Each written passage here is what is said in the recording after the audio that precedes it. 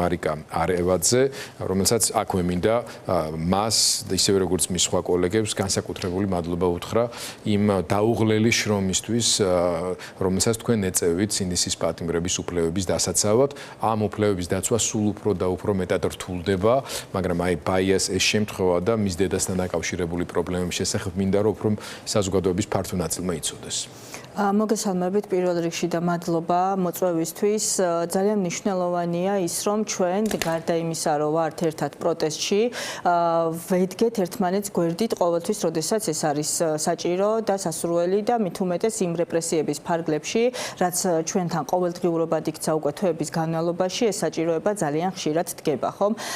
ბაიას შემთხვევაც არის მორიგი ახალი რეპრესიების ტალღის ნაწილი, როდესაც მოახდინა რეჟიმმა, ოცნების რეჟიმმა, ასე ვთქვათ, რეპრესიების გაძლიერება, რომლის ფარგლებში ცვლილება შევიდა ადმინისტრაციულ სამართალდარღვევათა კოდექსში და სისხლის სამართლის კოდექსში და აზრის გამოხატვის თავისუფლება ფაქტობრივად აქცია კრიმინალიზებულ ქმედებად და ამის შემდგომ ჩვენ ვხედავთ 1000-ობით 100-ზე მეტი დაჭერას ჰქონდა ადგილი და მე აღნიშნულ საქმეს ასე ვთქვათ ჩართული ვარ ამ ყველაფერში, როგორც კოალიცია ცვლილების პარტია ახალის წარმომადგენელი, იმიტომ რომ პარტია ახალში ჩვენ გვაქვს ცხელი ხაზი შექმნილი, სადაც მოხალისი ადვოკატები გვეხმარებიან, ცხელი ხაზის ფარგლებში ჩვენ ვეძებთ თითოეულ დაკავებულს, როგორც კი მოახდენენ მის ამ ადამიანების დაკავებას და შემდგომ უკვე მოხალისი ადვოკატების დახმარებით ბაიასთან დაკავშირებით. კი ბატონო, ბაია არის ახალგაზრდა გოგო, რომელიც ჩართულია ამ პროტესტში და რომელიც იცავს საქართველოს, ასე ვთქვათ, დემოკრატიას, ადამიანის უფლებებს და ევროატლანტიკურ კურსს, რაც არის ჩვენი და ჩვენი წინაპრების, ასე ვთქვათ, მისწრაფება და რაც არის კონსტიტუციაში პირდაპირ მითითებული, ხომ? სწორედ ამ რეპრესიების ფარგლებში მოახდინა ოცნების რეჟიმმა ბაიას დაკავება და მას ჩაუტარდა სასამართლო, ასე ვთქვათ, სადაც მაქსიმალური სახდელი 14 დღიანი ვადით იქნა გამოყენებული. მე ერთ პატარა რემარკას ბაიას ადვოკატი არის ჩვენი ქსელის მოხალისი ადვოკატი ვერიკო გაგუა, რომელიც დღეს იმყოფებოდა და დღეს სწორედ ვერიკომ წაიყვანა ბაიას დედა ფატი იზოლატორში.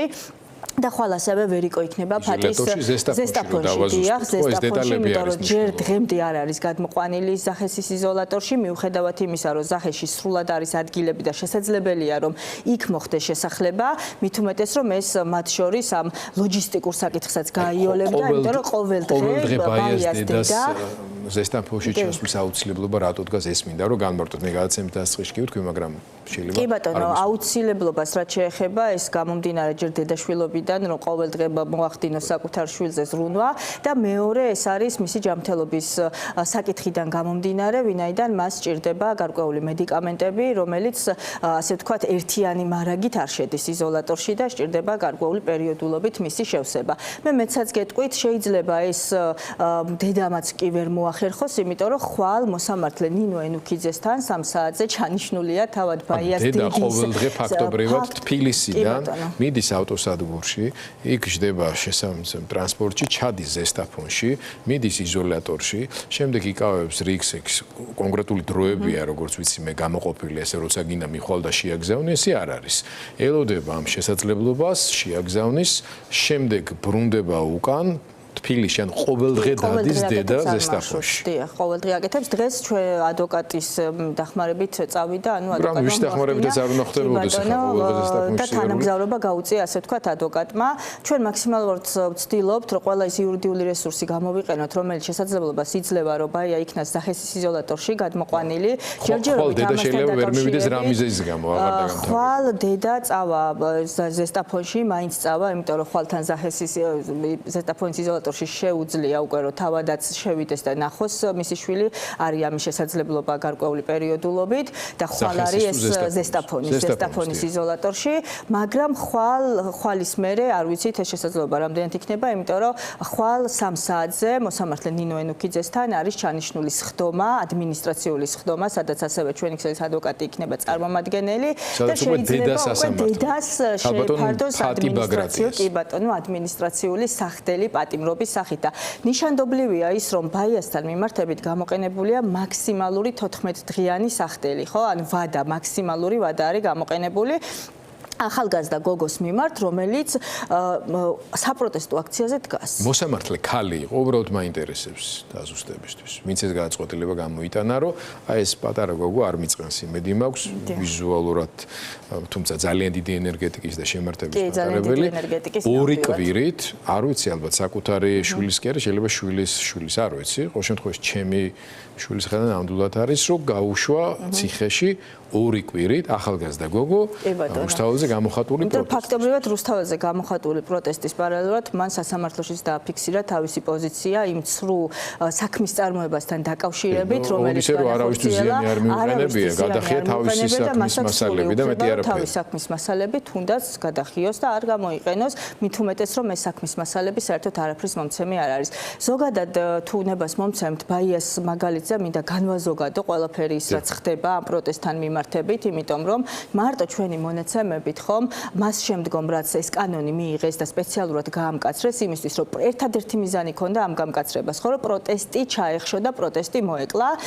პროტესტი არ მოკვდა, იმიტომ მიუხედავად იმისა რომ 160-მდე შემთხვევა იყო ადმინისტრაციული წარმოების, მათ შორის ისტორიულად ერთიანად იყო ხშირად დაკავებები, 160-მდე შემთხვევიდან 104 შემთხვევაში ადმინისტრაციულ სახდელად პატიმრობები იქნა გამოყენებული და მით უმეტეს ეს არის საქმეები, რომლებშიც არც მტკიცებულება არსებობს, არც ასე ვთქვათ, შესაძლებლობა იმისა, რომ საპროცესო უფლება გამოიყენოს და ალტერნატიული მტკიცებულება წარადგინოს მხარემ, ეს არის აბსოლუტურად დახურული პროცესები, სადაც სამართალი აღარ არსებობს და მართლმსაჯულება არ არსებობს და მე გარკვეული იდეაც მაქვს, რომ როდესაც ცვლილებები დადგება და ეს დრო აუცილებლად მოვა, აი ეს ფლიგელის, ეს კონკრეტული ფლიგელი და იქ მიმდინარე საპროცესო დარბაზები უნდა გადაკეთდეს მუზეუმად, სადაც აი ეს საქმეები გავა და იმ მოსამართლეების შესახებ ინფორმაცია იტრიალებს, იმ ხდომების შესახებ მუდმივად ეს აუდიო ჩანაწერი იტრიალებს თუ რას ჩადიოდნენ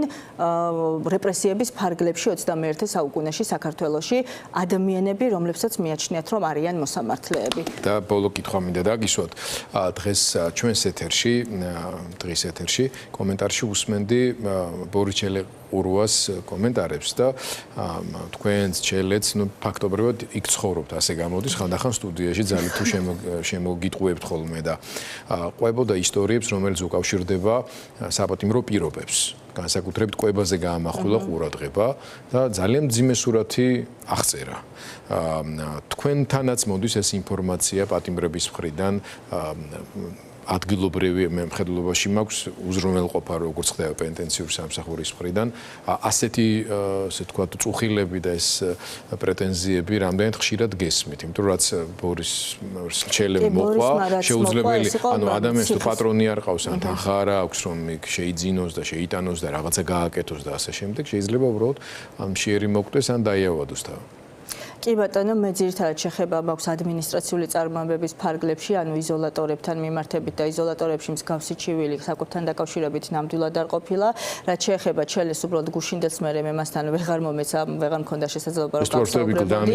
გდანის ციხეზე საუბრობდა, რუსთავის ციხეშიც მსგავსი შემთხვევა მე პირადად არ მქონია და არ მომისმენია, თუმცა თუნდაც ერთი შემთხვევა, როდესაც ფიქსირდება და როდესაც თუნდაც ერთი პატიმარი აფიქსირებს მის პრეტენზიას, რა თქმა უნდა ეს არის საყურადღებო და უნდა მოხდეს შესწავლა და პირველ რიგში ამას ჩელე მე ან უბრალოდ ამ ქვეყნის რიგითი ადვოკატები, მოქალაქეები კი არ უნდა ვაჟღერებდეთ. ამისთვის არსებობს ინსტიტუცია, რომელსაც ქვია სახალხო დამცველი და რომელიც უნდა უზრუნველყოფდეს მუდმივ მონიტორინგს და იქ არსებული რეალური მდგომარეობის გამოტანას საზოგადოებამდე. და პროტესტზე მინდოდა მეთქვა დამესრულებინა და უცებ სხვა თემაზე გადავედი.